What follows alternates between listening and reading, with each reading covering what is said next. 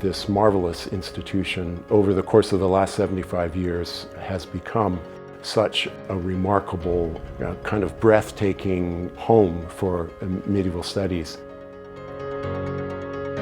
The Medieval Institute was founded in 1946 by a handful, 3 or 4 scholars who were very interested in studying the intellectual forebears of the great Catholic theologian Thomas Aquinas in the 13th century.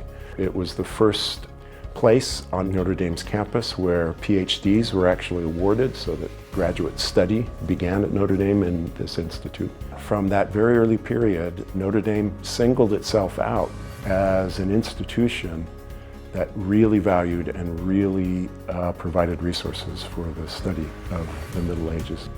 There's almost no part of medieval Europe or the Mediterranean where we don't have people working, and there's virtually no subject that we don't have scholars focusing on. That experience of having so many colleagues around with their own expertise, their own knowledge of a series of texts and ways of thinking about things, makes a scholarly community for medieval studies like you will not find anywhere else. We have this reference library, which is one of the great libraries to work as a medievalist in. It helps us recruit great faculty.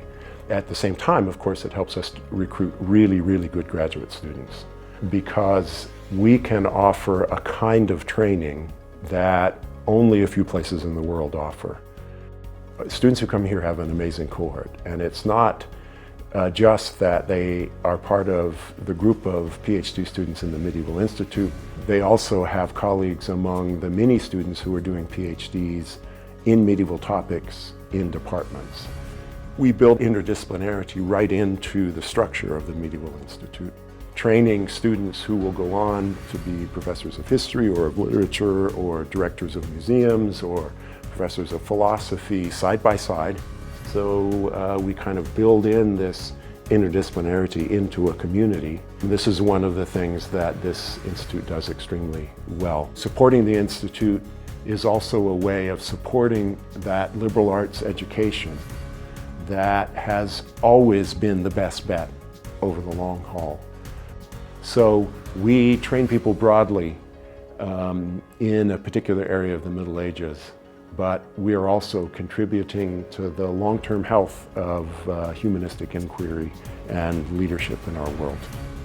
And I hope in my tenure as director, I am capable of continuing to build on that foundation so that in another 75 years, the Medieval Institute will be in that age as significant an entity as it is now.